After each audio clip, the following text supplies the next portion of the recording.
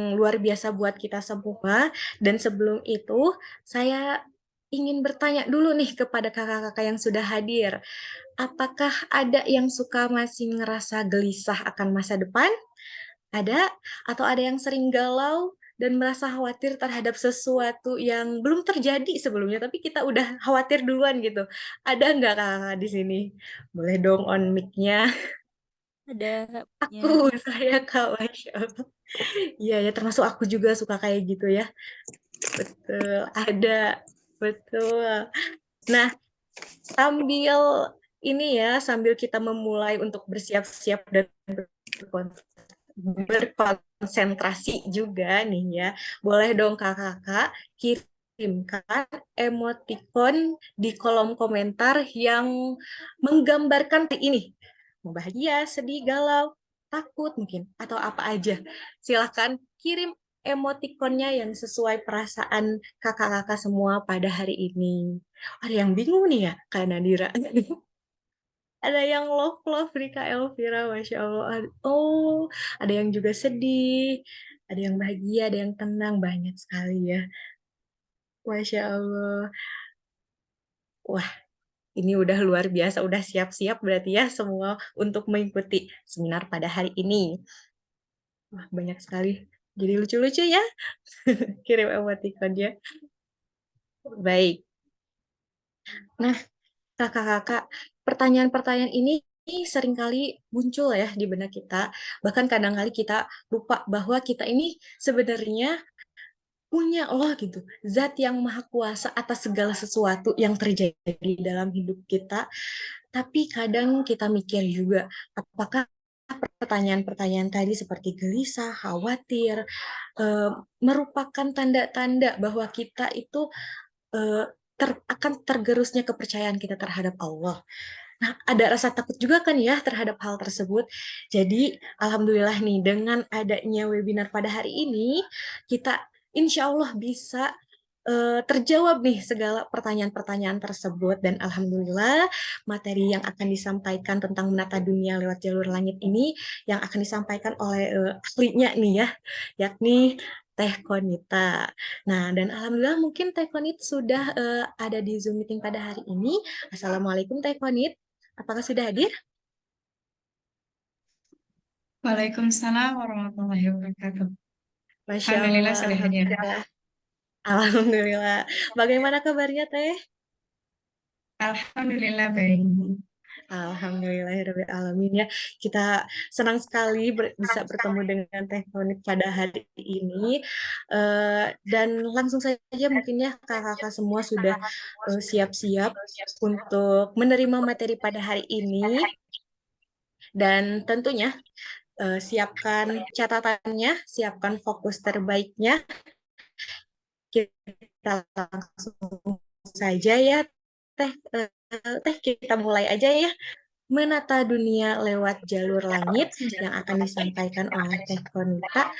Oh, sebelumnya saya izin bacakan CV terlebih dahulu ya, Teh. Mangga, Hampir mangga. saja kelupaan saking semangatnya, Teh. Baik, oke. Saya izin bacakan CV dari Teh Konita.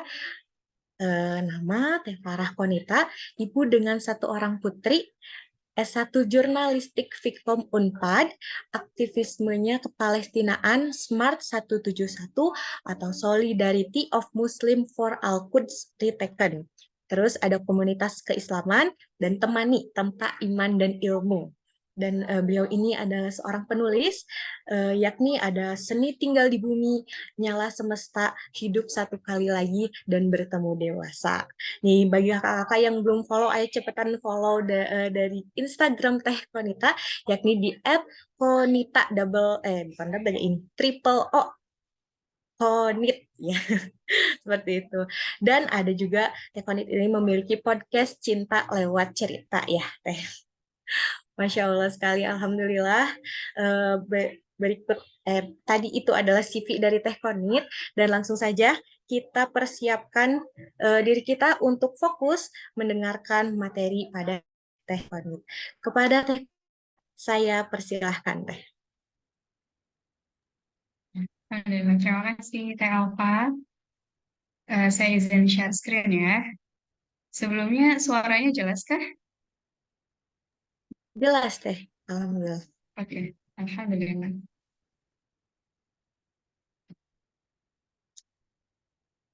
Oke, Bismillahirrahmanirrahim.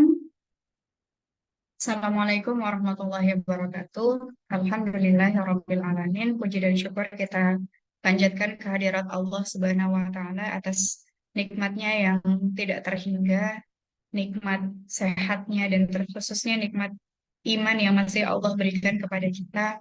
Nikmat masih bisa sholat, nikmat masih bisa berzikir, nikmat masih bisa membaca Al-Quran, nikmat masih bisa menghadiri majelis ilmu. Ini adalah nikmat yang paling besar dan kalah harganya di antara seluruh nikmat yang Allah di antara umat manusia. Maka nikmat keimanan, nikmat bisa beribadah, nikmat bisa merasakan lezatnya iman adalah nikmat yang paling mahal. Karenanya ketika hari ini kita bisa merasakan nikmat tersebut, eh, rasa syukur haruslah kita limpahkan kepada Allah. Ya, karena dengan bersyukur maka Allah akan tambahkan lagi nikmat itu insya Allah. Kemudian salawat serta salam juga kita sampaikan kepada Nabi Muhammad Sallallahu Alaihi Wasallam, kepada keluarganya, sahabatnya, dan para pengikutnya hingga akhir zaman nanti. Insya Allah hari ini adalah upaya kita untuk bisa mengikuti jejak-jejak langkahnya, untuk bisa menapaki jalan lurusnya. Ya, jalan lurus yang ternyata berliku, jalan lurus yang ternyata penuh dengan ujian dan cobaan. Ya, Bismillah. Insya Allah hari ini kita akan sharing ya, atau membahas bersama-sama tentang menata dunia lewat jalur langit. Masya Allah, dari judulnya. Dan inilah yang saat ini sedang kita hadapi bersama-sama, sedang kita perjuangkan bersama-sama.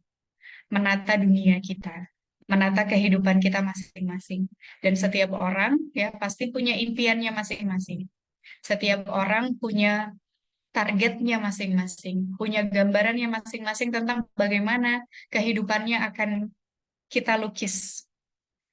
Ya, ada yang mungkin sudah merencanakan ingin sekolah ya sampai S2 atau sampai S3. Ada yang mungkin merencanakan pengen membangun komunitas, pengen membangun bisnis. Ada yang merencanakan pengen menikah, pengen membangun rumah tangga. Ya, dan apapun itulah mimpi-mimpi kita selama di dunia. Gitu, maka pertanyaannya ya, bagaimana kita mengakhiri kehidupan kita?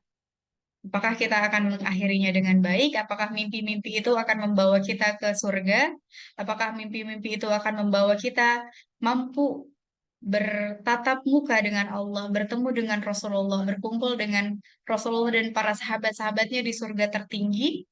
Ya, atau ke mimpi-mimpi kita itu di dunia hanya sekedar di dunia saja, tidak ada impactnya sama sekali di hari akhir nanti.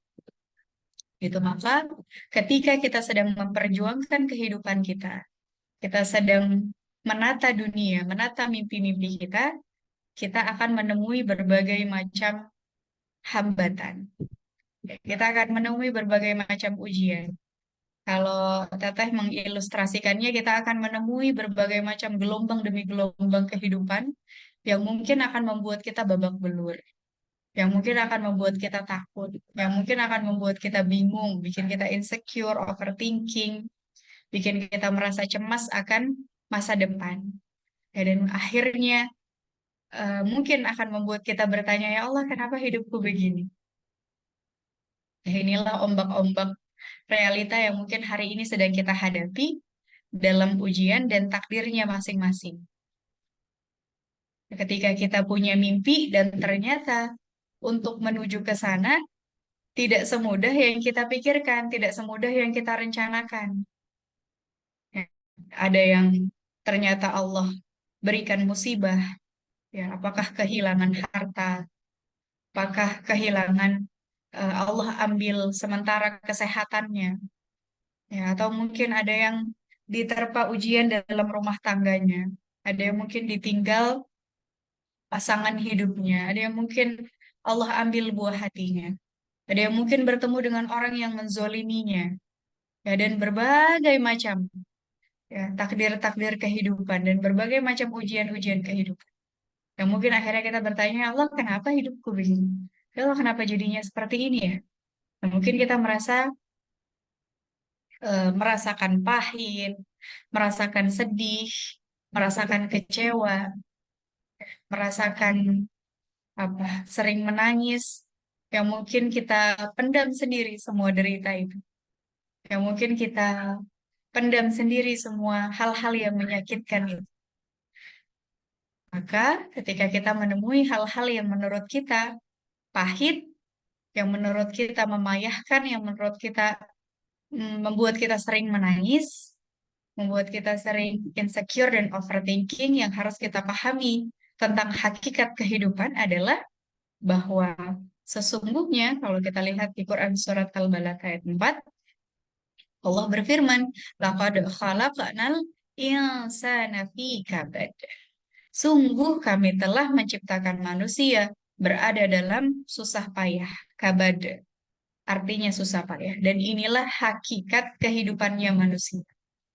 Allah memang menciptakan kita, kehidupan kita yang kita jalani itu dalam keadaan bersusah payah. Memang kita, memang manusia, Allah ciptakan itu sifatnya lemah. Dan kita akan selalu bersusah payah dalam menjalani kehidupan kita. Makanya kalau kita berekspektasi, wah kayaknya gampang lah. Ah udah kebayang lah caranya sampai ke sana, bisalah sukses dalam waktu dekat. Tiba-tiba ada banyak pujian, ada banyak terpaan, ada banyak hantaman-hantaman ombak realita. Terpatah-patah lah itu ekspektasi, akhirnya ada yang jadinya mundur, ada yang jadinya hampir putus asa, ada yang jadinya sedih berlarut-larut. Tapi ketika kita memahami, wah ternyata Allah itu memang menciptakan manusia dan kehidupan yang kita jalani itu memang sifatnya bersusah payah. Maka ketika kita mengharapkan kemudahan, kita mengharapkan kenyamanan itu di surga nanti. Istirahat yang sebenarnya, kehidupan yang sebenarnya, kemenangan yang sebenarnya di surga, di mana tidak ada lagi kepayahan, tidak ada lagi kesedihan, tidak ada lagi overthinking, insecure, dan segala derita, nggak ada lagi nanti di surga. Tapi di dunia, memang saatnya bersusah payah. Dari kita dilahirkan, dari kita bayi, kita bersusah payah untuk bisa bertumbuh, untuk bisa menghadapi tahap demi tahap perkembangannya bayi, dari yang hanya bisa menangis, kemudian mulai bisa tengkurap, mulai bisa merangkak, mulai belajar makan. Belajar makan aja manusia susah payahnya bukan main. Ya, mulai belajar berbicara, belajar berhitung, kemudian kita mulai belajar berjalan, masuk SD, masuk SMP, SMA, kuliah, terus sampai kemudian menikah, punya anak, anaknya semakin besar, kita semakin tua, semuanya susah payah. Semua fase hidupnya susah payah. Ya, dan mungkin kita sudah melaluinya. Ada yang mungkin sudah melalui seperempatnya. Katakanlah kita hidupnya 60 tahun ya. Mungkin ada yang sudah melalui seperempatnya. Ada yang mungkin sudah melalui setengahnya. Ada yang mungkin sudah melalui dua pertiganya. Ya, dan semuanya kita lalui dengan bersusah payah. Maka pertanyaannya, susah payah kita selama di dunia, akan kita selesaikan di dunia, atau mau kita lanjutkan ke alam selanjutnya? Alam selanjutnya masih panjang banget, jauh lebih panjang daripada alam dunia. Ada alam barzakh yang kita nggak tahu berapa ratus tahun kita akan di alam kubur. Ada yang saat ini sudah berapa ribu tahun, kita nggak pernah tahu nih kita nanti ketika wafat di alam barzakh kita menunggunya berapa ratus tahun atau mungkin berapa ribu tahun, wallahu alam. Ada hari kebangkitan di padang mahsyar, perhitungan amal sampai nanti surga neraka. Kalau tidak kita maksimalkan kehidupan kita di dunia, susah payahnya makin panjang lagi. Ya, nauzubillah ketika kita di alam kubur, ketika kita di hari kebangkitan menghadapi hari-hari yang menyulitkan. Hari-hari yang Allah gambarkan di Quran Surat An-Naba, banyak orang-orang yang gagal menghadapi kehidupannya di dunia itu mengharapkan, ya Allah, andaikan dulu aku diciptakan menjadi tanah. Wah, itu sangat menyeramkan. Gitu. Maka bagaimana caranya kita menata dunia lewat jalur langit? Gimana caranya kita bersusah payah? Iya, memang pasti akan bersusah payah. Kita akan menangis, kita akan kesal, kita akan bingung. Iya, itu semua yang akan kita lakukan, yang akan kita lalui. Tapi akan selesai, kita upayakan akan selesai di dunia. Dan ketika tersenyum, ya kita minta tolong sama Allah, semoga kita bisa mendapatkan akhir yang terbaik. Wafatnya adalah akhir yang terbaik. Wafatnya adalah hari di mana kita menjadi manusia yang paling bahagia karena kita begitu mengharapkan perjumpaan kita kepada Allah. Karena kita begitu yakin sudah menumpuk bekal-bekal akhirat yang cukup untuk di hari akhir. Gitu. Dan hakikat hidup kita itu memang adalah ujian. Ujian adalah sesuatu hal yang niscaya, sesuatu hal yang pasti terjadi dalam kehidupan kita. Ya, kepastiannya itu seperti melihat matahari terbit. Kalau kita setiap pagi melihat matahari terbit, nggak ada yang heran kan? Ya, ya udah biasa aja matahari terbit, matahari tenggelam. Ya, itu hakikat kehidupan yang sudah Allah takdirkan, sunatullahnya begitu. Ujian pun sama. Ujian yang hadir dalam kehidupan kita itu sesuatu hal yang pasti. Di Quran surat Al-Ankabut ayat 2 Allah berfirman, "Ahasiban nasu ayyun suraku ayyakulu amanna wa hum la yuftanun." Allah berfirman, apakah manusia mengira bahwa mereka akan dibiarkan hanya dengan mengatakan kami telah beriman dan mereka tidak diuji? Ketika hari ini kita telah mengatakan kami telah beriman, hari ini kita telah sholat, hari ini kita membaca Al-Quran, hari ini kita mengkaji berbagai ilmu-ilmu yang ada dalam Al-Quran, yang ada dalam hadis, yang ada dalam sirah. Apakah dibiarkan begitu saja? Gak, kata Allah pasti akan kami uji. Ya, maka ketika kita sedang menghadapi ujian, ya, tidak perlu lagi bertanya, ya Allah, kenapa? Kenapa aku harus menghadapi ini? Kenapa aku harus bertemu dengan dia? Kenapa harus begini? Kenapa harus begitu? Begitulah hakikatnya hidup. Akan selalu ada ujian-ujian yang datang. Dan kita bisa melihat teladan-teladannya dari para nabi dan rasul. Para nabi dan rasul adalah orang-orang yang keimanannya jauh melebihi kita. Lebih tinggi dibandingkan manusia rata-rata pada umumnya. Nabi dan rasul. Maka nabi dan rasul adalah manusia-manusia yang ujiannya juga paling tinggi dibandingkan manusia pada umumnya, dibandingkan kita. Ujian-ujian yang tinggi itu, ujian-ujian yang berat itu, ya, mampu mereka hadapi dengan baik dan semuanya Allah abadikan dalam Al-Quran. Dan kita bisa belajar bagaimana kita menghadapi ujian dengan melihat contoh dari para nabi dan rasul. Allah kasih contoh kisah terbaik. Kisahnya Nabi Yusuf. Bagaimana Nabi Yusuf menghadapi ujian demi ujian. Menghadapi cobaan dalam hidupnya yang sangat-sangat pelik. Yang kalau dibandingkan dengan kehidupan kita masih jauh. Menghadapi cobaan pembunuhan. Dimasukkan ke dalam sumur oleh saudara-saudaranya. Kalau sama orang lain, ya mungkin nggak sesakit rasanya kalau dicemplungkannya itu sama saudara-saudara kandungnya loh.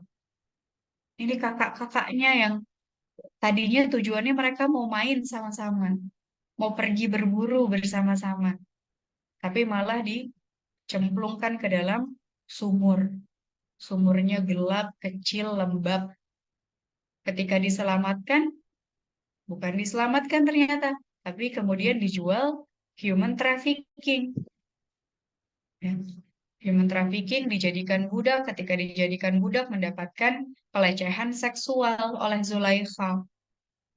Yang kemudian di pengadilan dicurangi ya difitnah, dia dimasukkan penjara tanpa tuduhan hukuman yang jelas.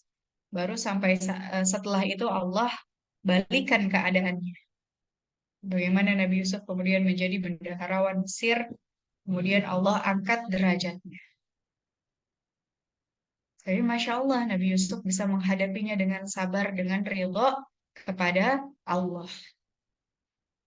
Maka inilah dasar dari kita menata dunia lewat jalur langit. Kita harus punya pondasi yang kokoh. Kita harus punya kecerdasan resiliensi. Punya daya tahan dalam menghadapi ujian kehidupan. Punya daya tahan dalam menghadapi apapun takdir yang Allah takdirkan buat kita. Punya ketangguhan. Punya 1000 alasan buat bangkit lagi. Walaupun kita 1000 kali terjatuh, 1000 kali kita terpuruk, 1000 kali kita menangis, kita punya alasan buat bangkit lagi. Itu namanya kecerdasan resiliensi.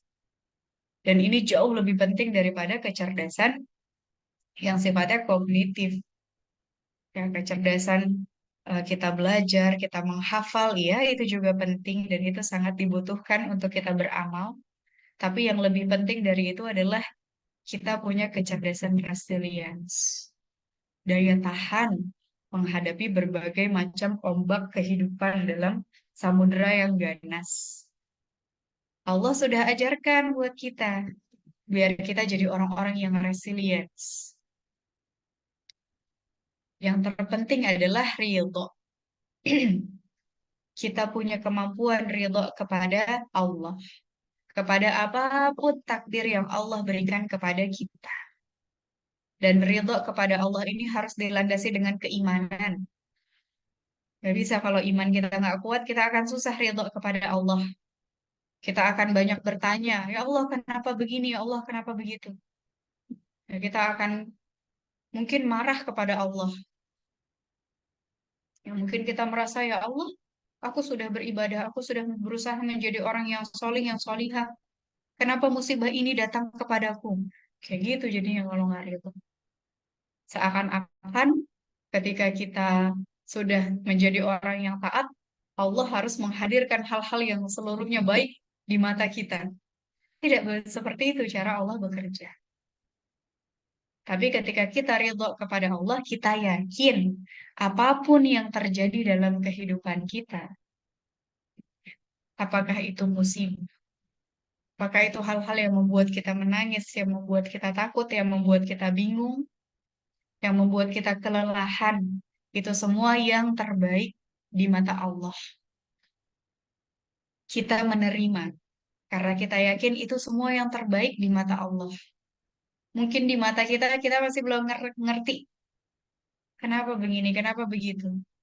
Nah, masih bingung, tapi karena kita yakin, kita ridho pada Allah, ya udah kita akan menerimanya. Makanya ridho ini temannya adalah husnuzon. Kacamatanya adalah husnuzon kepada Allah, berprasangka baik kepada Allah.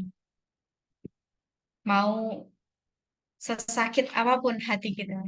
Mungkin hati kita masih merasa tertekan, masih merasa sedih. Tapi kalau kacamatanya husnuzon kepada Allah, maka kita akan mampu menerima. Kita akan mampu lapang menghadapi apapun cobaan yang terjadi dalam kehidupan kita. Seperti orang yang mampu menikmati kopi yang pahit, ya hanya karena cinta. Ya orang kalau udah cinta sama kopi, kopinya mungkin menurut orang-orang tuh pahit banget. Tapi karena dia suka, karena dia cinta, dia bisa menenggak kopi itu, pahitnya kopi itu dia merasakan nikmat. Nah, sama seperti itu ya kira-kira gambarannya. Ketika kita sudah cinta kepada Allah, cinta yang begitu mendalam kepada Allah, apapun yang terjadi dalam kehidupan kita, pahit-pahitnya kehidupan, kita akan tetap mampu merasakan kelezatan iman di dalam hati kita. Ya, makanya ada hadis Rasulullah yang mengatakan, tidak akan mampu merasakan kelezatan iman kecuali orang yang mampu ridha kepada Allah, kepada Rasulullah, dan kepada Islam, kepada agamanya. Nah, makanya doa yang selalu kita panjatkan di zikir pagi dan petang adalah Raditu billahi rabba wa bil islami dina wa Muhammadin nabiyya wa rasulah.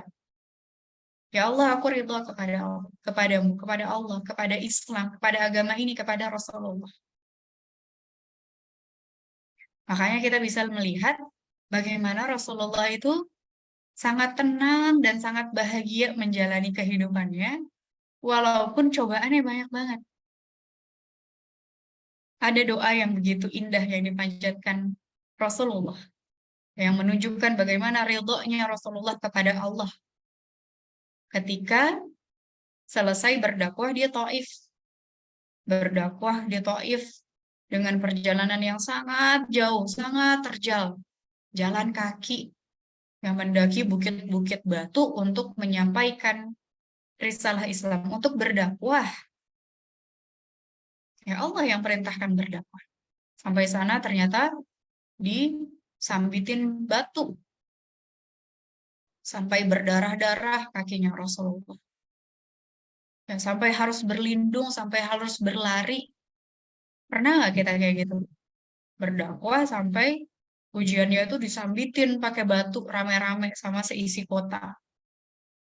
Tapi yang Rasulullah mintakan kepada Allah, yang Rasulullah sampaikan kepada Allah, ya Allah, sesungguhnya mau engkau hadapkan aku kepada musuh yang bermuka muram, ya, mau engkau hadapkan aku kepada perjalanan dakwah yang sangat jauh jaraknya, ya, asalkan engkau ridho kepadaku, maka aku pun akan ridho kepadamu. Kira-kira begitulah. Asalkan Allah ridho kepadaku, maka ya sesungguhnya sudah cukup, sudah selesai. Ya, itu kan sesuatu yang pahit ya. Sesuatu episode yang pahit yang harus dijalani sama Rasulullah. Tapi karena Rasulullah ridho dan selalu husnuzon kepada Allah, tetap bisa dimaknai dengan kecintaan yang begitu mendalam kepada Allah. Sama, kita pun juga. Ketika kita menghadapi ujian-ujian, kita menghadapi sesuatu hal yang kita nggak sukai, yang sering membuat kita menangis, yang sering membuat kita takut, khawatir. Kalau kita ridho kepada Allah, kita yakin inilah yang terbaik. Makanya ada zikir yang namanya tasbih. Subhanallah, kita mensucikan Allah. Maknanya dari tasbih adalah kita menghapus segala apapun prasangka buruk kepada Allah. Bersitan-bersitan hati. Kok Allah gini sih? Kok hidup aku gini sih? Harus dihapus tuh semuanya. Karena kita bertasbih, kita mensucikan Allah, kita mengagungkan Allah. Kita berhusnuzan kepada Allah. Yakin akan ada hal yang baik setelah takdir-takdir yang menurut kita buruk. Dan harus diikuti dengan sabar dan syukur. Ini dua hal yang selalu bergandengan. Sabar, ya, di dalam sabar ada syukur, di dalam syukur ada sabar. Ketika kita mampu bersabar, ketika kita mampu bersyukur, maka di sana pahala Allah, di sana ampunan Allah begitu derasnya. Untuk maka perkuatlah sabar dan syukur. Ya, dan beginilah hakikat kehidupan kita. Di Quran surat Al-Mulk ayat 2 Allah sampaikan lagi hakikat hidup. Alladzi khalaqal mauta wal hayata liyabluwakum ayyukum ahsanu amala wa huwal azizul ghafur. Allah berfirman yang menciptakan mati dan hidup untuk menguji kamu siapa di antara kamu yang paling baik amalnya. Dan dia maha perkasa, maha pengampun. Semuanya Allah berikan ujian, semuanya Allah berikan takdirnya masing-masing. Mati dan hidup. Buat apa? Allah pengen lihat siapa nih yang paling baik amalnya. Siapa nih yang paling baik ikhtiarnya dalam menata kehidupannya. Apakah kita akan berpasrah begitu saja dalam kehidupan kita? Apakah akan kita isi dengan mager-mageran aja? Dengan males-malesan? Ya udahlah, biarin aja mereka yang berkarya. Biarin aja lah mereka yang bergerak. Biarin aja lah mereka yang menghafalkan Al-Quran. Kita mah santai-santai aja di sini. Ya, apakah mau seperti itu kita habiskan kehidupan kita? Ya, atau kita pengen bilang sama Allah, ya Allah, aku ingin mempersembahkan kehidupan yang terbaik. Aku ingin mempersembahkan amalan yang terbaik. Ya, dan itulah tujuan kita hidup. Gitu, maka mari kita merencanakan hidup yang terbaik. Harus direncanakan kehidupan itu. Ya, kita udah mau akhir Desember, 17 Desember.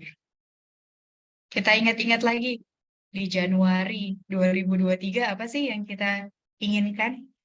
Apa sih yang kita targetkan? Atau mungkin target-target di tahun sebelumnya, apa sih yang kita impikan? Apa sih yang kita rencanakan? Ya, dan ini yang harus kita disiplinkan dalam kehidupan kita. Kalau kita mau mempersembahkan amal terbaik dalam hidup, gak bisa kehidupan itu mengalir begitu saja. Kita ini manusia, manusia itu punya kemudinya masing-masing. Kita bisa mengendalikan kehidupan kita, maka jangan kita lepaskan kemudinya. Udahlah, gimana nantilah. Ya kalau gimana nanti kita akan terbawa arus begitu saja. Gitu, maka rencanakanlah hidup yang terbaik. Ini ada salah satu gambaran bagaimana kehidupannya Rasulullah. Dan karena Rasulullah itu teladan terbaik, manusia yang paling produktif, manusia yang paling mampu memanfaatkan umurnya, kehidupannya dengan amal-amal yang paling baik, maka kita belajar bagaimana Rasulullah itu merencanakan hidupnya. Bagaimana Rasulullah itu menghabiskan usianya. Nah, ini diambil dari kajiannya Ustadz Widodo Supraha. Kira-kira seperti ini ya Rasulullah. Ini umurnya, umur Rasulullah 60 tahun. Ini adalah yang vertikal ke atas adalah kekuatan jasadnya. Kalau kita lihat puncak kekuatan jasad itu ada di usia antara 20 sampai 40 tahun. Ya. Kalau hari ini teman-teman ada yang usianya 20 sampai 40 tahun, ini kita lagi fase kuat-kuatnya secara fisik. Maka jangan sampai kita punya fisik di usia muda karena kita merasa masih kuat, dirusak-rusakin. Ya, males olahraga, makannya nggak benar. Ya, segala gula-gula dimasukin semuanya, tidurnya nggak benar. Wah, itu berarti sedang menanam fisik yang buruk nanti di usia tua. Ya, karena Rasulullah pun, walaupun punya gaya hidup yang terbaik ketika umur 60, ya tetap aja akan ada, tetap berkurang kekuatan jasadnya. Sedangkan garis yang diagonal ini adalah produktivitas. Ya, Masya Allah. Ternyata Rasulullah itu makin tua, produktivitasnya itu makin tinggi. Nah, ini harus jadi rencana hidup kita. Jangan sampai ada yang merencanakan, ah kalau udah tua aku mah mau nyantai-nyantai aja main sama cucu. Nggak ada amalnya, nggak ada karyanya. Ibadahnya udahlah santai-santai. Nah, jangan sampai seperti itu. Karena Rasulullah makin tua, makin mendekati ajalnya, wah produktivitasnya makin baik. Kira-kira ada 3 bagian Rasulullah menghabiskan hidupnya. Nah, ini sebagian besarnya aja ya. Di 20 tahun pertama adalah menuntut ilmu. Kita bisa melihat dari sirahnya bagaimana Rasulullah itu sampai umur 20 itu belajar, ya pernah menjadi penggembala ya. Itu di umur 7 tahun, 8 tahun itu udah belajar tentang tanggung jawab. Sudah belajar menggembalakan kambing-kambing, wah itu berarti belajar mencari uang juga, kemudian belajar tanggung jawab, nah, belajar bisa memahami ya tugas-tugasnya dengan baik. Kemudian Rasulullah belajar untuk berdagang, ya ikut pamannya Abu Thalib ke Syam, ikut ekspedisi dagang ke luar negeri. Ya belajar itu Rasulullah. Oh gini caranya berdagang. Oh gini mungkin caranya memutar keuntungan. Ya, dan seterusnya. Ya, dan Rasulullah juga belajar bagaimana memiliki akhlak-akhlak dan kepribadian yang terbaik. Makanya Rasulullah bergelar Al-Amin. Ya, Rasulullah itu dapat dipercaya. Ya, Rasulullah orang yang terhormat. Ya, Rasulullah orang yang disegani di kota Mekah. Gitu. Maka di 20 tahun pertama kita juga fokuskan untuk kita menuntut ilmu. Apakah belajarnya, sekolahnya, kuliahnya, ya atau ilmu-ilmu lainnya. Ya, kalau para ulama itu dengan usia yang sangat muda sudah bisa menghatamkan Al-Quran, menghafalkan Al-Quran. Kalau kita belajar dari anak-anak di Gaza, nggak hanya menghafalkan Al-Quran, tapi sepaket dengan tafsirnya, sepaket dengan sirah nabawiyahnya, sepaket dengan ribuan hadis Rasulullahnya. Sehingga di usia muda itu punya modal yang sangat baik ya, dalam hal ilmu, dalam hal kapasitas, dalam hal kepahaman agamanya. Ya, maka di 20 tahun kedua, 20 sampai 40, itu Rasulullah gunakan untuk mengamalkan ilmunya. Dalam hal karirnya, Rasulullah mulai menjadi pedagang. Wah, pedagang yang sangat baik, bisnismen yang sangat baik, yang kalau berdagang ke negeri Syam, itu dagangannya selalu habis. Punya teknik marketing yang paling baik. Wah, itu mengamalkan ilmu, ya. Punya kompetensi, ya, punya karir yang baik, kemudian juga punya penerimaan yang baik di masyarakat. Nah, kemudian Rasulullah juga menikah. Di umur 25 tahun Rasulullah menikah. Ya, maka menikah pun itu juga jadi salah satu rencana hidup. Kenapa? Karena kita yakin dengan menikah, maka kita akan menyiapkan rumah tangga, menyiapkan generasi-generasi selanjutnya yang akan juga menjadi proyek akhirat kita. Ya, anak-anaknya Rasulullah itu Masya Allah ya, yang akan menjadi pelanjut dakwah selanjutnya. Ya, bagaimana Fatimah, bagaimana Zainab, bagaimana Ummu Kulsum dan seterusnya. Sampai di umur 40, yaitu Rasulullah mendapatkan tugas diangkat menjadi Rasul. Maka di umur 40 itu produktivitasnya makin tinggi lagi. Gitu. Jadi hati-hati kalau ada narasi, oh kita harus mencapai financial freedom di usia 40. Biar nanti kalau di umur 40 kita udah bisa santai-santai, kita udah bisa jalan-jalan ke luar negeri, kita udah bisa santai-santai hidupnya. Tidak seperti itu Rasulullah mencontohkan. Bahkan di umur 40, betul Rasulullah juga sedang dalam posisi financial freedom. Ya, bisnisnya baik, apalagi bisnisnya Siti Khadijah punya 3 perusahaan yang sudah berjalan dengan baik. Kalau mau ongkang kaki tuh bisa. Ya, kalau bisa mau santai-santai, mau jalan-jalan ke luar negeri, mau membangun rumah-rumah yang megah seperti istana tuh bisa. Tapi ternyata semua modalnya selama 40 tahun ke belakang semuanya digunakan untuk mengerahkan, menciptakan amalan yang terbaik, yaitu berdakwah, menyampaikan risalah, menyebarkan ilmu. Dakwah itu butuh sokongan finansial yang sangat kuat. Ya, sampai seluruh hartanya Rasulullah habis, seluruh hartanya Khadijah habis. Untuk bisa menguatkan dakwah terus gitu ya. Fasenya sampai akhirnya di usia 63 tahun Rasulullah wafat dalam kondisi sudah mengerahkan amal terbaik. Sudah menciptakan, membentuk sahabat dan sahabiah yang kokoh. Sudah menyebarkan seluruh ajaran-ajaran Islam, Al-Quran, dan seterusnya. Nah, kira-kira seperti itu gambaran ketika kita merencanakan kehidupan kita. Ya, bagaimana caranya dalam usia kita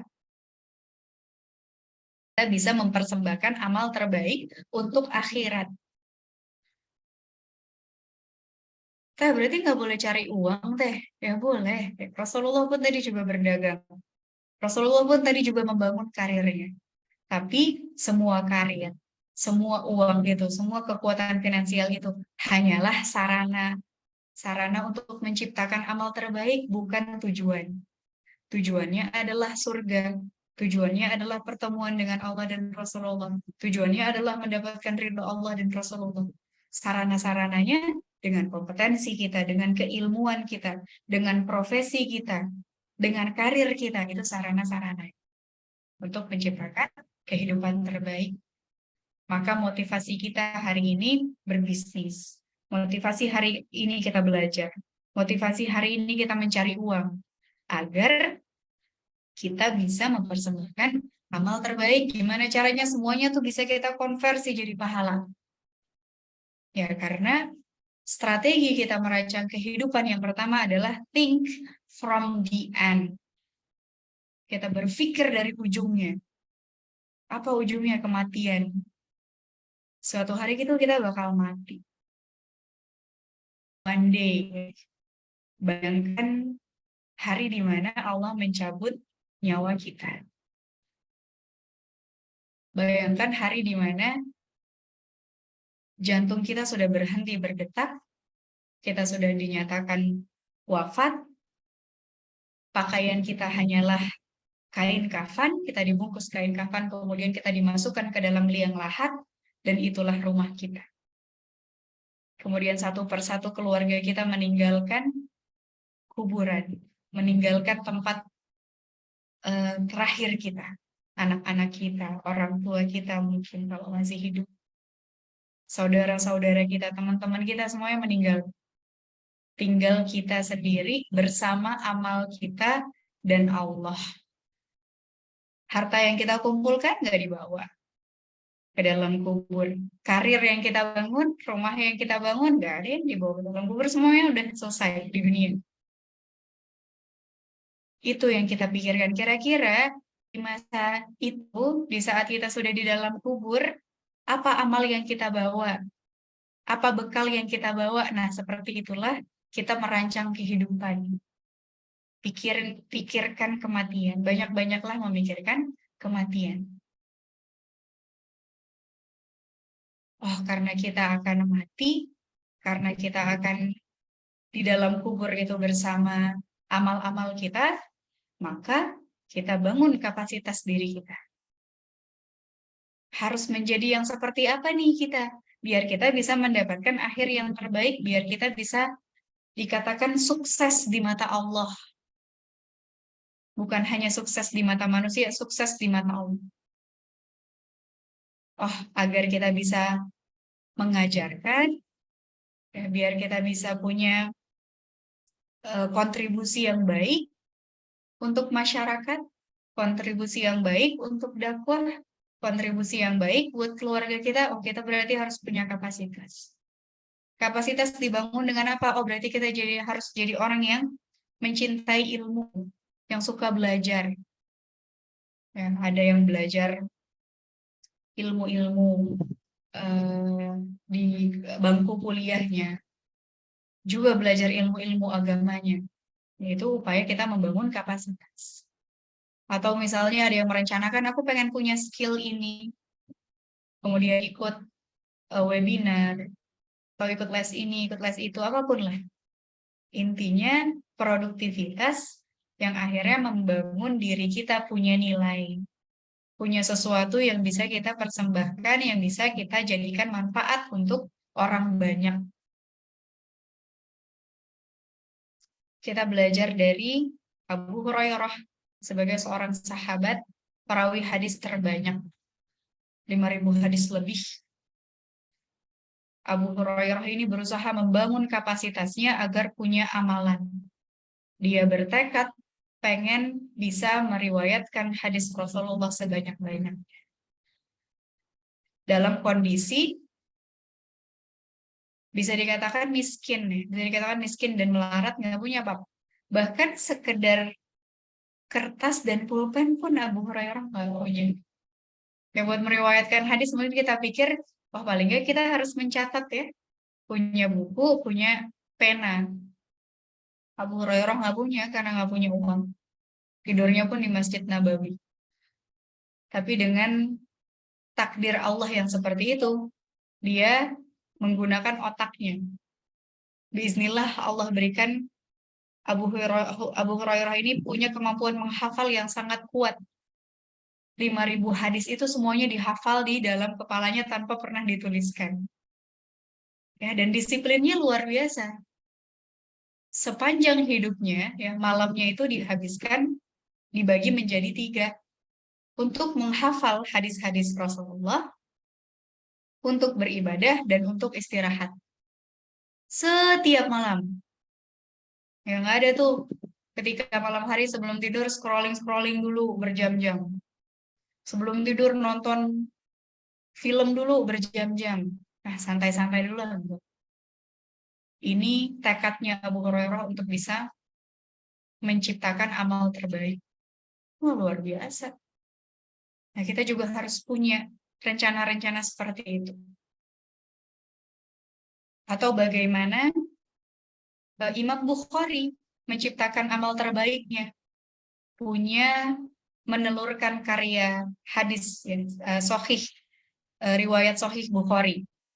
Beliau menyeleksi dari ratusan ribu hadis menjadi hanya 6.000 sekian hadis. Wah, itu pekerjaan seumur hidupnya berpuluh-puluh tahun. Beliau melakukan seleksi, melakukan verifikasi dari satu negeri ke negeri lainnya. Ya, sampai akhirnya bisa menelurkan karya yang luar biasa yang hari ini karyanya masih digunakan, dikaji, dan menjadi wasilah kita belajar memahami Islam. Ya, maka bangun kapasitas kita, dan tiap kita punya kapasitasnya masing-masing, tiap kita punya syakilahnya masing-masing. Ya, kalau dalam Al-Quran punya skillnya masing-masing. Ada yang mungkin di bidang medis, ya, ada yang mungkin di bidang pendidikan, ada yang mungkin di bidang sosial, ada yang mungkin di bidang teknik, di bidang IT, dimanapun itulah. Cari di mana kekuatan kita dan berusahalah membangun kapasitas diri. Kemudian iringilah dengan zikir, iringilah dengan Al-Quran. Harus seimbang, harus tawazun. Ya, bangun kapasitas kita, iringi juga dengan zikir-zikir kita kepada Allah. Iringi dengan Al-Quran.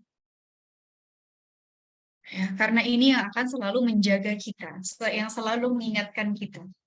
Al-Quran itu kan taujih Rabbani, nasihat-nasihat Rabbani, nasihat yang langsung dari Allah. Kalau ikut majelis ilmu mungkin sepekan sekali, mungkin sepekan 2 kali, atau mungkin sebulan sekali. Tapi kalau membaca Al-Quran setiap hari kita bisa dapat nasihat-nasihat yang langsung dari Allah. Ya, sehingga semangat kita untuk membangun diri, semangat kita untuk belajar, semangat kita untuk berkarya, itu motivasinya dari nasihat-nasihat yang ada dalam Al-Quran. Sehingga nggak gampang belok-belok, ya karena jebakannya banyak. Yang namanya setan itu sudah bertekad akan menggoda manusia dari depan, dari belakang, dari kanan, dari kiri. Akan selalu memberikan jebakan-jebakan buat kita. Awalnya mungkin membangun kapasitas agar bisa bermanfaat untuk orang lain, ya, agar bisa memanajemen proyek-proyek dakwah dengan baik. Mungkin nanti akan ada jebakannya. Ya, jebakan mungkin akhirnya kita jadi mencari popularitas, kita jadi mencari harta. Ya, jebakan-jebakan seperti itu harus berhati-hati. Karenanya iringi dengan Al-Quran dan zikir. Ya, setelah itu ciptakanlah amal-amal, ciptakanlah karya-karya terbaik di sepanjang kehidupan kita.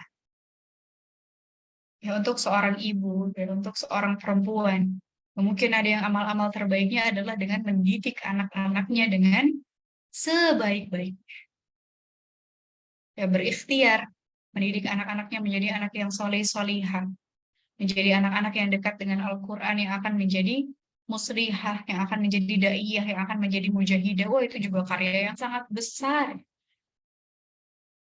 Yang diciptakannya, ditempanya selama puluhan tahun. Dengan kesabaran yang luar biasa. Ada yang mungkin amal-amalnya dengan mendampingi masyarakat-masyarakat ya. Yang mungkin kesulitan, yang mungkin perlu dibantu, yang mungkin perlu ditemani. Ya, apapun itu amal-amal dan karya yang hendak kita ciptakan. Dan ini yang harus menjadi semangat kita. Dalam Al-Quran Allah sampaikan di dalam Quran Surat Al-Imran ayat 159, فَإِذَا عَزَمْتَ فَتَوَكَّلْ عَلَى اللَّهِ Innallaha yuhibbul mutawakkilin. Kemudian apabila kamu telah membulatkan tekad, maka bertawakallah kepada Allah. Sesungguhnya Allah menyukai orang-orang yang bertawakal kepadanya. Ya, berazam, setelah berazam, kata Allah bertawakal. Setelah bertekad, bertawakal kepada Allah. Bertekad, berikhtiar, sebanyak mungkin bertawakal kepada Allah. Ini juga yang akan menciptakan resilience dalam kehidupan kita. Ya, ketika kita sudah membangun mimpi-mimpi itu, kita sudah menuliskan mimpi-mimpi itu, kemudian kita berikhtiar semaksimal mungkin, kemudian lepaskanlah diri kita dari semua ikhtiar-ikhtiar itu. Ya, hati-hati. Kadang-kadang kita itu bergantung sama usaha kita. Oh, aku tuh udah belajar. Oh, aku tuh udah mencoba upaya ini, upaya itu. Insya Allah berhasil lah. Ya, kadang-kadang tanpa sadar kita menggantungkan diri pada usaha-usaha kita. Ya, ketika sudah berikhtiar, udah lupakan ikhtiar-ikhtiarnya. Bertawakalnya, bergantungnya tetap kepada Allah. Ya, terserah Allah. Mau mau membuat berhasil, mau menunda, atau mau membuat gagal, semuanya kita serahkan kepada Allah. Dan kita percaya ketika kita sudah berikhtiar dengan semaksimal mungkin, kemudian bergantung kepada Allah, maka apapun hasilnya itu yang terbaik. Dan Allah mencintai orang-orang yang bertawakal kepada Allah. Ya, kita pengen kan jadi orang yang dicintai Allah?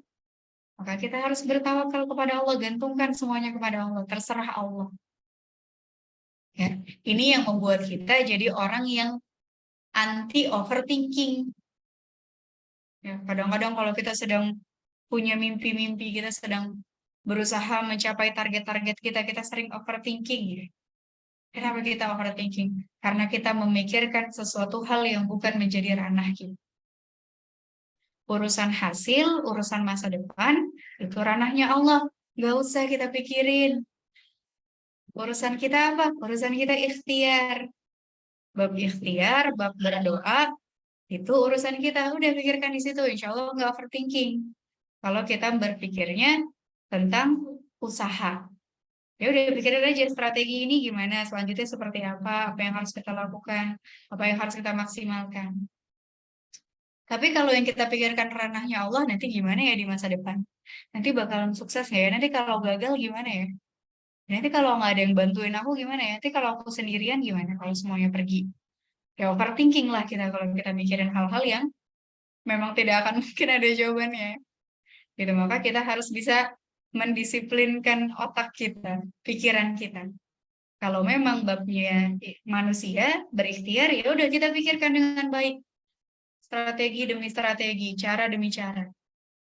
Kalau sudah bab ranahnya Allah, ya udah nggak usah kita pikirkan. Gantungkan semuanya kepada Allah. Percayakan semuanya kepada Allah. Gitu. Maka insya Allah kita akan berupaya ya memiliki hidup dengan kematian yang tidak akan kita sesali. Ini yang menjadi tekad kita, bagaimana kita punya hidup yang punya kematian yang tidak akan kita sesali. Ya, gitu insya Allah. Semoga kita bisa selalu bersemangat mempersembahkan kehidupan dan amal-amal terbaik, sehingga nanti di hadapan Allah di hari akhir, kita bisa menghadap Allah dengan kepala yang tegak, ya, dengan wajah yang berseri-seri, karena kita yakin akan akhir yang terbaik di surga nanti insya Allah. Sekian dari Teteh, mohon maaf atas banyak kekurangan. Wassalamualaikum warahmatullahi wabarakatuh. Waalaikumsalam warahmatullahi wabarakatuh. Masya Allah, alhamdulillahirrahmanirrahim ya kakak semua. Materi yang luar biasa sekali yang telah disampaikan oleh Teh Konit untuk kita semua yang bermanfaat tentunya dan begitu menginspirasi dan memotivasi kita semua ya. Dan semakin semangat tentunya untuk menghadapi hari-hari ke depan gitu ya. Masya Allah. Baik, kakak-kakak semua, barangkali ada yang ingin ditanyakan, boleh melalui chat dan boleh juga untuk bisa raise hand ya. Silahkan untuk kakak-kakak semua yang ingin bertanya. Saya buka satu sesi pertanyaan terlebih dahulu untuk 3 orang penanya. Ya, silahkan kakak-kakak. Yang masih bingung-bingung, yang masih overthinking mungkin ya, boleh sekalian untuk curhat juga mungkin ya. Silahkan diutarakan di chat atau langsung bisa raise hand. Silahkan untuk kakak-kakak semua.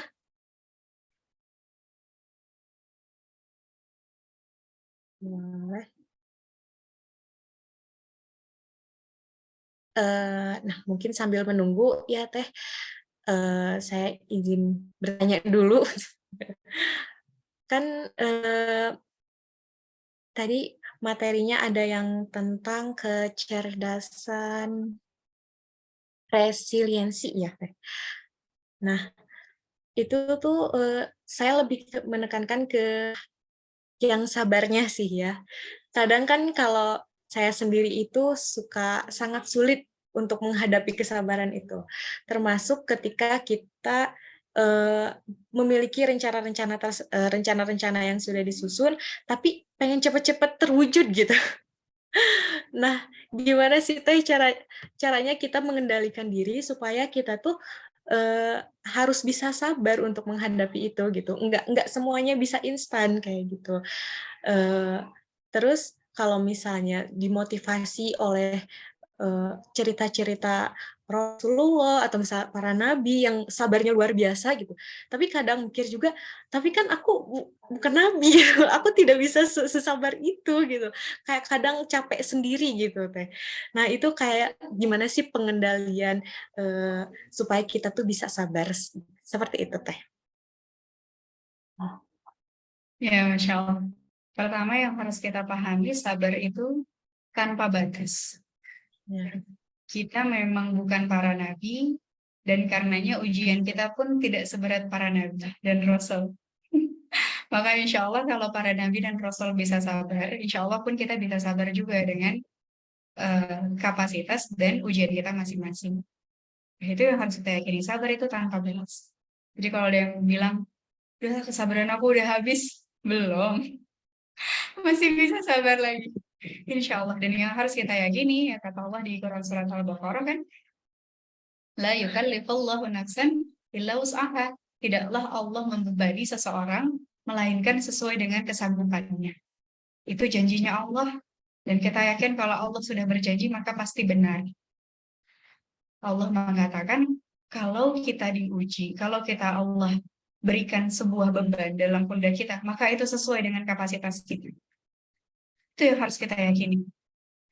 Sehingga apapun ujian yang kita hadapi, apapun beban yang saat ini sedang kita pikul, harus yakin pasti insya Allah kita sanggup dengan bimbingan Allah, dengan petunjuk Allah. Ketika kita selalu bersandar kepada Allah, kita yakin kita akan mampu memikulnya, kita akan mampu menghadapinya. Dan itulah sabar. Ya. Sabar itu bukan berarti kita nggak nangis, kita nggak bingung, kita nggak takut. Ya, sabar itu ketika kita mampu menjalani itu semua, sambil tetap taat kepada Allah. Nangis boleh, mengeluh kepada Allah ya, bukan mengeluh kepada manusia. Ngeluh yang banyak kepada Allah boleh. Ya, sambil kita tetap menjalani amanahnya, sambil kita tetap taat kepada Allah, itulah sabar. Ya, jadi sabar itu bukan sesuatu hal yang pasif, udah diem aja sabar gitu. Sabar itu sesuatu hal yang aktif. Kita terus berikhtiar walaupun menjumpai banyak kegagalan, itu sabar. Kita terus berikhtiar walaupun Allah belum hadirkan hasilnya, itu juga sabar. Ya, makanya kesabaran itu pahalanya tanpa batas. Karena kita yakin yang akan membalasnya adalah Allah. Kalau kita mengharap balasannya dari manusia, nah itu kadang yang akhirnya membuat kita nggak bisa sabar. Kita pengennya cepat-cepat, kita pengennya diperhatiin sama orang lain. Kita pengennya dimengerti sama orang lain.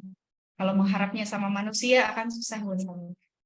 Tapi kalau kita percaya kepada Allah, mengharapkannya kepada Allah, menggantungkannya semua kepada Allah, semua urusan-urusan kepada Allah, insya Allah sabar, insya Allah akan tenang hati kita. Masalahnya masih ada, tapi insya Allah hatinya tenang. Ya, karena kita yakin Allah itu akan bersama kita. Ya, innallaha ma'as sabirin. Allah bersama orang-orang yang sabar. Bayangkan kita sedang menghadapi masalah, kita sedang menghadapi ujian, kita dibersamai loh sama Allah. Ya, kita dibersamai sama orang tua kita aja misalnya. Ketika kita sedang menghadapi ujian, kita ngerasa tenang kan? Nggak dibersamai sama orang. Kalau dibersamai sama pasangan kita, sama saudara-saudara kita, kita ngerasa tenang. Apalagi ketika kita dibersamai sama Allah. Dibersamai sama Allah. Kita yakin nggak ada yang menyayangi kita melebihi sayangnya Allah kepada kita. Allah sayang kepada kita, bahkan melebihi sayangnya diri kita kepada diri kita sendiri. Itu insya Allah ketika kita memahami Allah itu Maha Penyayang, Allah itu selalu menemani, Allah itu selalu memberikan petunjuk, Allah selalu membersamai, Allah pastikan kita itu kuat dan mampu. Itu insya Allah yang akhirnya membuat kita mampu. Gitu, kalau alam. Masya Allah, Teh. Alhamdulillah. Yang penting kita harus yakin gitu ya, Teh, cara mengelola perasaannya seperti itu. Dan alhamdulillah ini, Teh, ada beberapa pertanyaan dari kakak-kakak semua. Yang pertama mungkin saya akan bacakan terlebih dahulu karena yang pertama itu dari Kak Eka Kurnia Fadilah, selanjutnya dari Kak Yudisi Amelia ya. Yang pertama yakni dari Kak Eka, saya izin membacakannya dulu ya Teh. Teh Konit mau tanya, kenapa ya kalau kita ada kesibukan duniawi yang bikin kita pusing banget, itu kita gampang lalai sholatnya dan lain-lain. Gimana ya Teh cara mengatasinya? Nah, itu pertanyaan yang pertama Teh. Mau ditampung Ya, atau satu-satu Teh? satu-satu boleh. Oh, boleh. Silahkan langsung aja Teh. Ya, bismillah. Ini salah satu ujian kita ya, bagaimana kita mampu menyeimbangkan antara kesibukan duniawi dan kesibukan eh, dan kewajiban-kewajiban kita kepada Allah. Betul. Kalau Teteh selalu percaya tentang keberkahan waktu. Waktu itu yang memiliki Allah dan urusan-urusan itu juga yang memiliki Allah. Semua urusan-urusan dunia kita dan semua kesibukan-kesibukan kita itu Allah yang ngatur. Itu maka kita percaya dengan kita memiliki keberkahan waktu, maka insya Allah urusan-urusan itu akan menjadi mudah. Urusan-urusan itu akan Allah bantu untuk mengaturnya. Itu maka upayakan ya sebelum kita tenggelam dalam kesibukan-kesibukan duniawi yang panjang ya biasanya siang hari ya kita awali hari kita itu dengan ketaatan kepada Allah. Ya, jadi kalau bisa diupayakan sebelum memulai hari itu diselesaikan dulu kewajiban-kewajiban kita kepada Allah. Apakah tilawahnya, apakah infaknya, ya, apakah zikirnya, ya, apakah sholatnya. Sehingga ketika kita mulai dengan upaya-upaya keberkahan itu, semoga nanti sepanjang hari yang kita ingat adalah Allah. Ya, insya Allah akan terasa sekali bedanya. Ketika kita memulai hari, bangun tidur langsung yang dipikirin urusan-urusan dunia. Langsung ngecek WhatsApp, langsung balas-balasin koordinasi dan segala macam urusan kerjaan. Tapi kalau kita mulai ya, dengan kita mendekatkan kepada Allah, dengan ketaatan kepada Allah, maka semoga Allah jaga hari-hari kita. Sehingga kita mampu mengatur berbagai urusan tanpa melalaikan ibadah kita kepada Allah. Dan itulah bagaimana keberkahan waktu itu bekerja. Kalau kita lihat ya orang-orang soleh ulama, mereka itu karyanya banyak banget karya-karya besar. Ya, tapi karya besar itu tetap bisa membuat mereka sholat qiyamul lail, tetap bisa membuat mereka itu hafal Al-Quran, tetap membuat mereka itu bisa sholat tepat waktu, tetap mereka bisa punya waktu untuk berdakwah. Kalau kita pikirin gimana cara bagi waktunya ya, ya urusan-urusan duniawinya panjang, tapi urusan-urusan akhiratnya juga keren. Ya, itulah keberkahan waktu karena Allah yang mengatur urusan-urusan mereka. Sehingga dunianya keren, akhiratnya juga keren. Atau kalau kita lihat ya sahabat-sahabat Rasulullah, Utsman bin Affan, Abdurrahman bin Auf, mereka urusan-urusan dunianya, ya walau alamnya seperti apa mengaturnya, tapi infak-infaknya itu miliaran dan berkali-kali. Ya, dan kalau mereka ngumpul sama sahabat-sahabat Rasulullah, yang dibahas itu bukan urusan bisnis, yang dibahas bukan urusan dunia, yang dibahas urusan dakwah. Urusan dunianya gimana? Mereka kerjain sendiri masing-masing. Ya, bisnisnya keren, bisnisnya besar, tapi dakwahnya jalan. Kalau ada peperangan tetap nggak pernah izin. Wah, luar biasa. Ya, kenapa?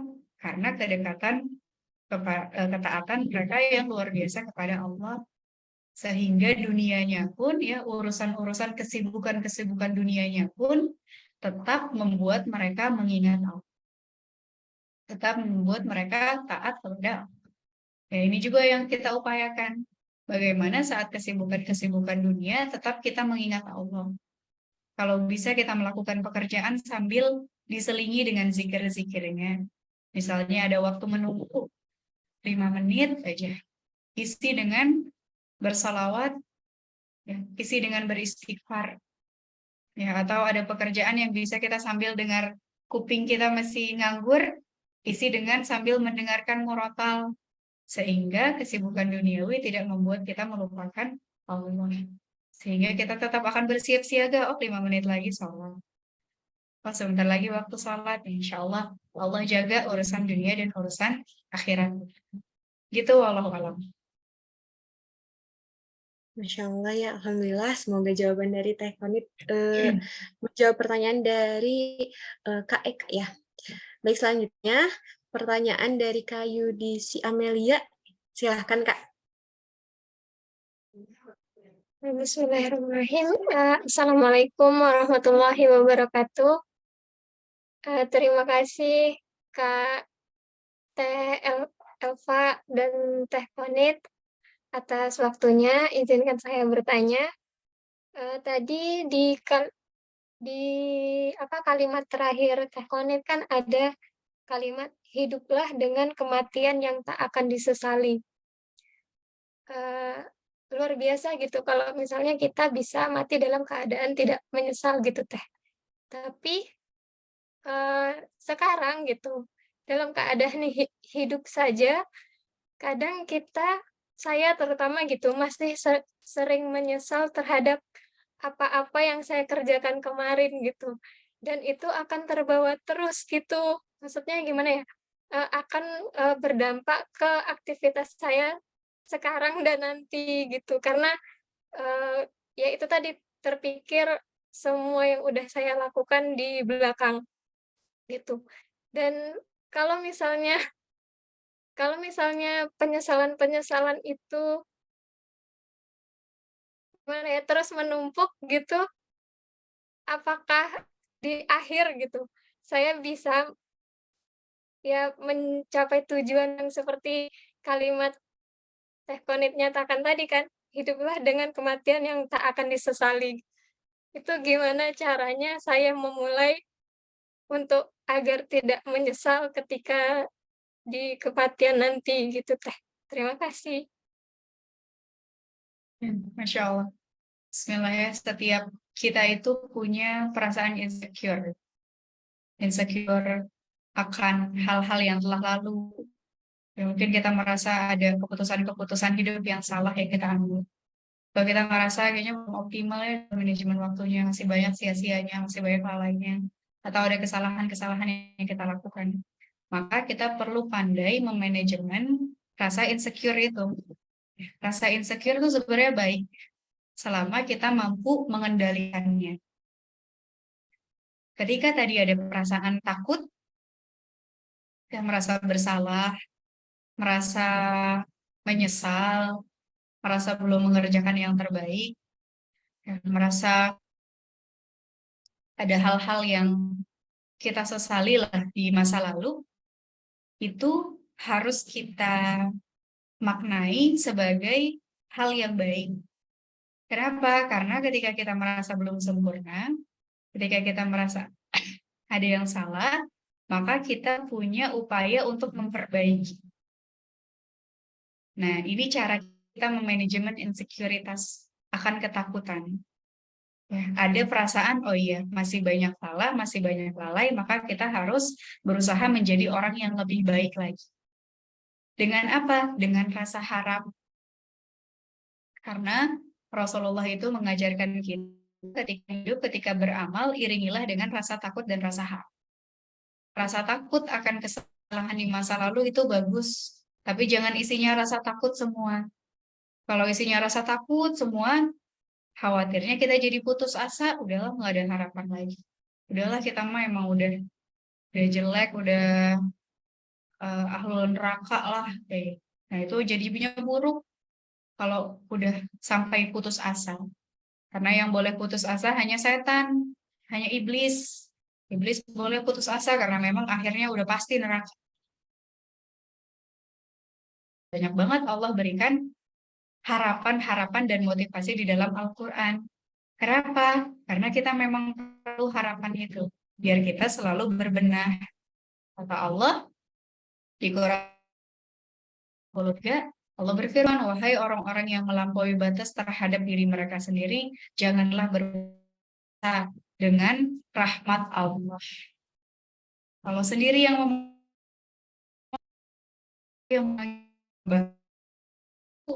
melampaui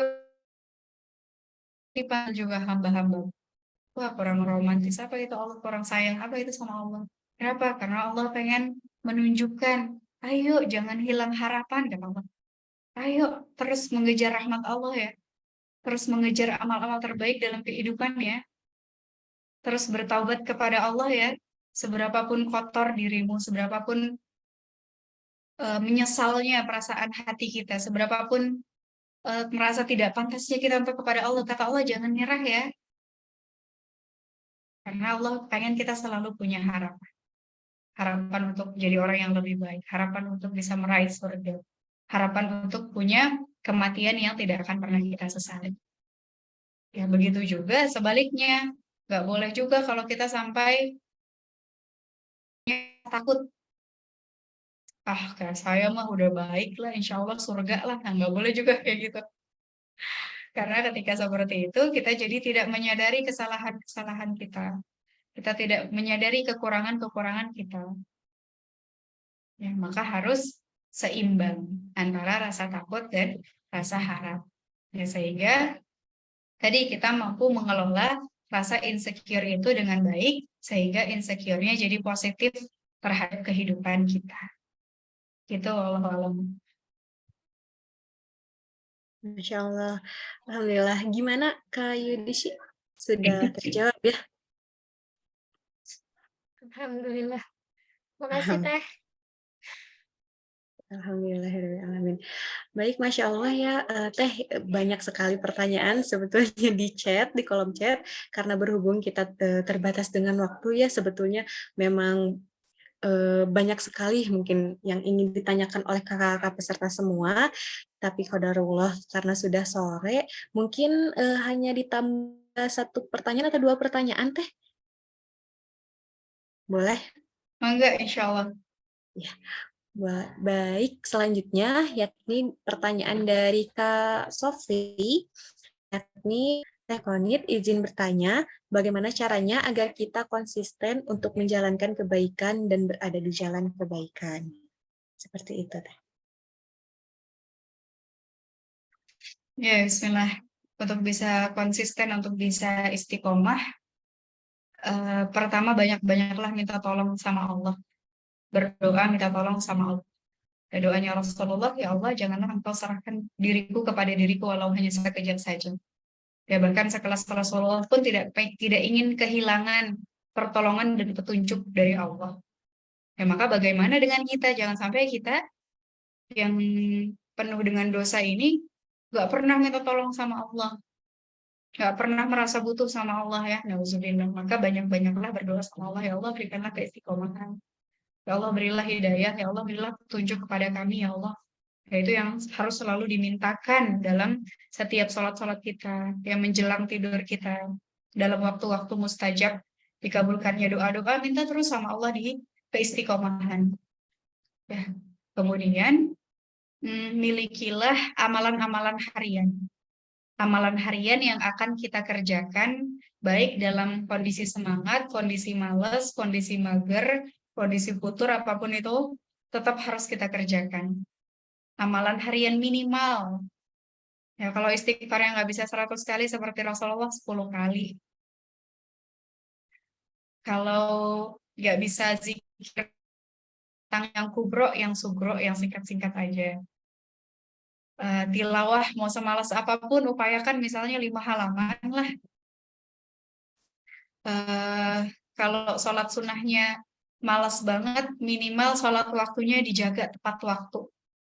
Amalan-amalan harian ini yang insya Allah menjaga kita tetap istiqomah. Jadi ketika baca Al-Quran, walaupun kondisinya lagi malas banget, sampai kita tuh nggak tahu nih yang kita baca tuh tadi surat apa ya. Nggak apa-apa, tetap baca. Karena itu yang akan menjaga kita. Kalau kita menyerah dengan rasa malas, kita menyerah dengan rasa lelah, maka mudah bagi setan untuk membelokkan kita. Tapi minimal kalau kita masih berpegang teguh kepada Al-Quran, walaupun males banget, itu yang insya Allah menjaga kita. Kemudian selektiflah sama referensi. Ketahuilah di mana kelemahan-kelemahan kita. Ketahuilah di mana kita itu sering kejebak sama setan tuh di mana. Ya, kalau kita ngerasa sering kejebak sama setannya, futurnya itu gara-gara nonton film, maka stop nonton filmnya. Kalau kita ngerasa sering kejebak sama setannya itu ketika kita berinteraksi dengan lawan jenis, maka stop berinteraksi dengan lawan jenisnya. Ya, kita merasa futurnya itu karena kita sering sia-sia, sering scrolling, doom scrolling, maka di stop hal-hal itu. Ya, kalau kita sudah bisa menjauhkan dari itu, insya Allah lebih mudah kita untuk bisa istiqomah.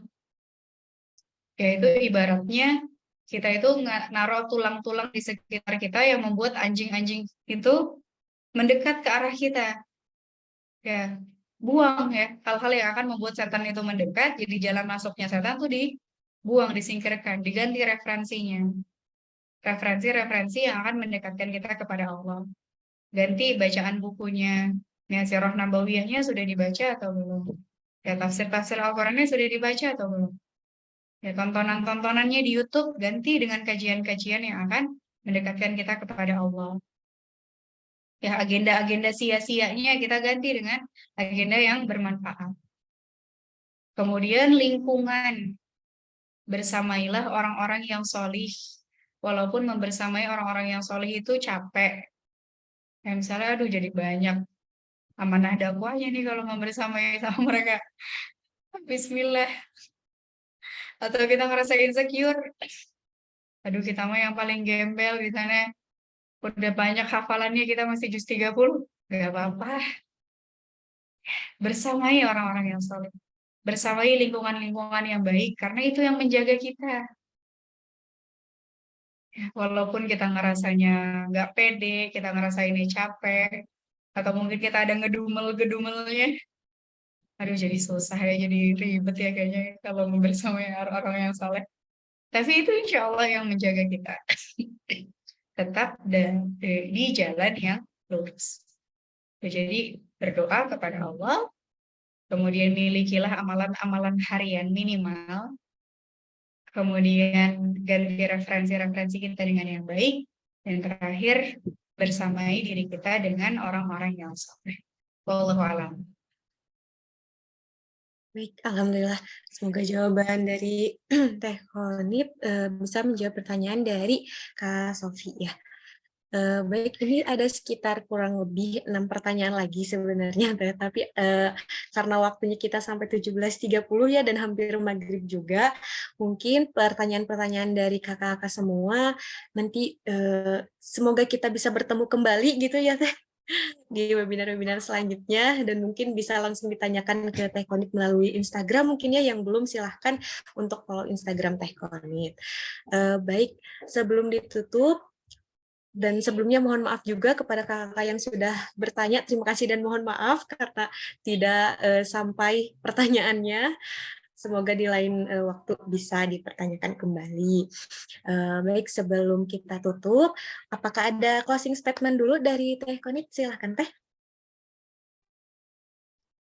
Ya, bismillah. Pada akhirnya ketika kita menata hidup, maka kesuksesannya itu adalah kesuksesan negeri akhirat. Ya, jangan sampai kita menargetkan hanya kesuksesan-kesuksesan selama di dunia. Tapi yang terpenting adalah bagaimana kita berupaya memaksimalkan segenap potensi yang Allah berikan, memaksimalkan nikmat-nikmat yang Allah berikan semuanya untuk menumpuk bekal-bekal kita yang akan memudahkan kita di hari akhir nanti. Jadi semangat semuanya untuk berbenah, semangat untuk mempersiapkan amal-amal terbaik. Wallahu alam, sekian dari aku. Assalamualaikum warahmatullahi wabarakatuh. Waalaikumsalam warahmatullahi wabarakatuh. Masya Allah, alhamdulillahirrahmanirrahim. Terima kasih banyak, jazakumullah khairan kasir, kepada Teh Konit yang telah menyampaikan materi yang luar biasa pada hari ini, bermanfaat bagi kita semua, dan semoga kakak yang hadir hari ini bisa mengimplementasikannya di kehidupan sehari-hari, insya Allah. Baik, sebelum ditutup, mari kita foto terlebih dahulu ya Teh. Sesi foto bersama bagi kakak-kakak yang belum on kameranya, silahkan ditunggu kurang lebih satu menit aja ya. Silahkan untuk on kameranya. Mari kita semua. Gimana kakak operator, sudah siap? Saya cek terlebih dahulu. Kita akan foto 4 kali.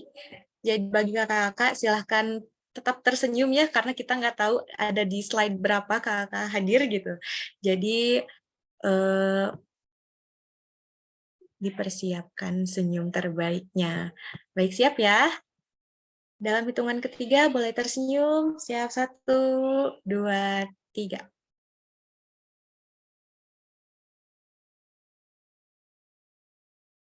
Oke, yang kedua, boleh berganti gaya juga boleh ya, kakak-kakak bebas. Siap, 1, 2, 3.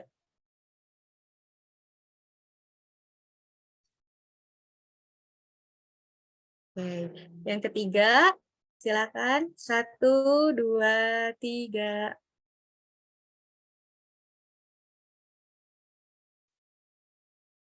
Oke, yang terakhir. 1, 2, 3.